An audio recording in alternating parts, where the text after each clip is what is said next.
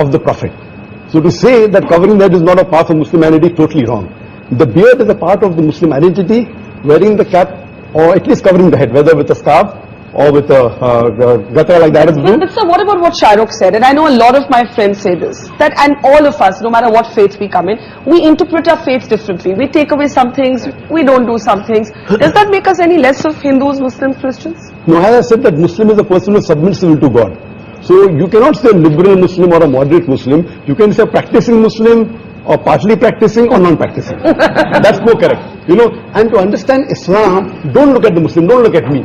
Go to the scriptures. That is the reason I give talks on Islam and comparative religion. But so as far as the stereotype is concerned, I find that a too narrow definition of Islam. I personally reject all rituals.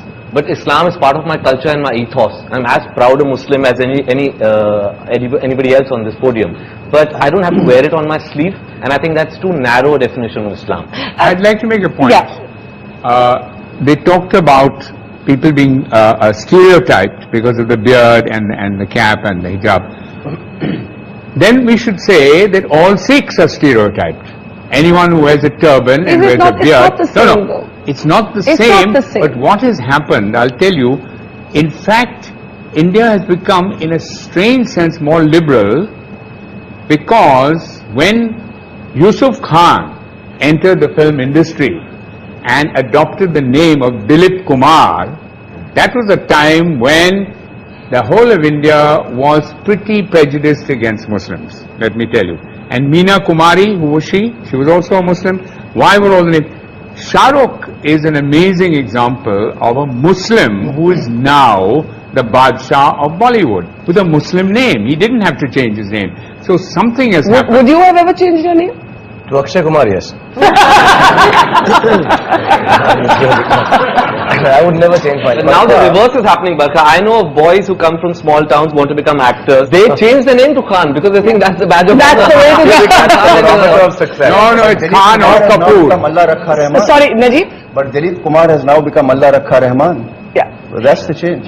But now he's no longer a star. Yeah, Shahrukh, you want to make a point, and then Soha and Madani. Yeah, I just want to say one thing. That, you know, I just want to know very clearly, and I'm a Muslim, and I want to know: is it more important for me to look Muslim and see Muslim, or to feel Muslim?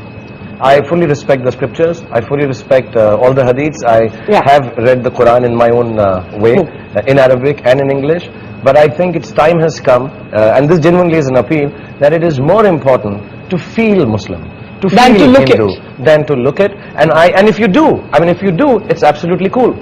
And if you don't, it's absolutely cool. Dr. Naik, quick response to that, and I got two guests waiting to speak. I think the best is to practice Muslim, is number one. Yes. Appearing is important, but lower down. I'm not saying appearing is the most important. For a person to practice Islam is more important. Beard comes lower down. Beard is not in the 70 major sins that it's not there. But you know, what about what Kabir is saying? And there was a story of a young boy whom I interviewed, who studies in a convent school in Madhya Pradesh.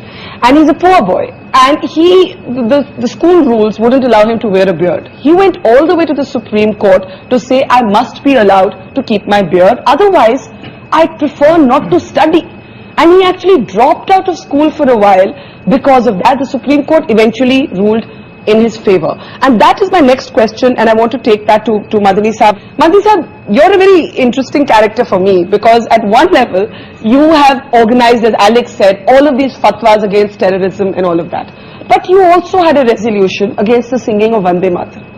And these kind of resolutions, I know many of my friends would say is what stereotypes Muslims. बात ये है कि वंदे मातरम गाना बिल्कुल अलग चीज है, अलग चीज है। हाँ, गाने के लिए जिद करना बिल्कुल एक अलग चीज है। कोई जबरदस्ती गवाना चाहे और नहीं गाए, या हम ये कहें हम नहीं गाते, तो फिर हम स्टीरियोटाइप हो जाएंगे। टेररिज्म की मुखालिफत करेंगे तो बहुत अच्छे हो जाएंगे। ये जो डबल मामला चलता है, ये ठीक नहीं।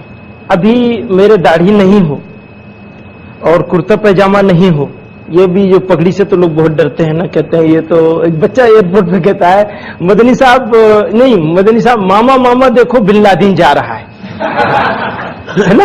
तो क्या हो गया है, अब ये सब मैं उतार दूं तो मैं एक रीजनेबल मुसलमान हो सकता हूँ, एक ऐसा मुसलमान हो सकता हूँ जो बहुत अच्छा आदमी है। और अगर मैंने ये पहन लिया तो ख्यालात मेरे कितने अच्छे हों।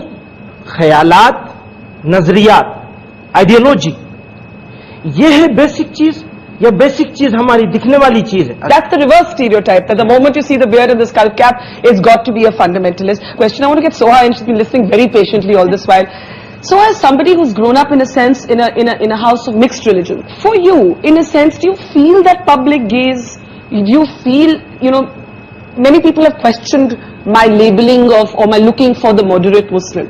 Yet there are others who say that we don't hear enough moderate voices. We either hear the religious voices, or we hear the non-believing.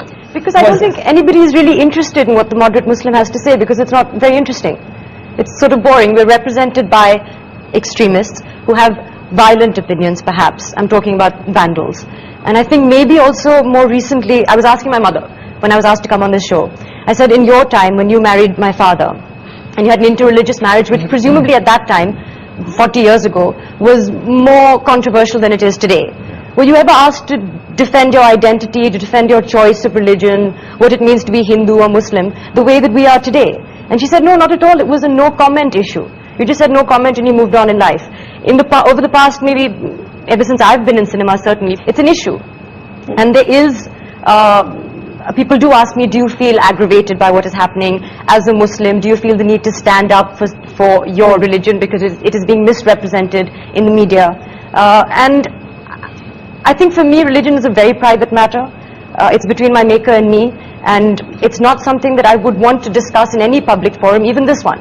We should be talking about an Indian identity as opposed to a Muslim identity, I think. Okay, I'm going to take that as my cue to take a break. But is it, as I said to Alec earlier, is it that simple? Is there also a sort of denial within the community? Is the secular debate caught up in a certain amount of dishonesty?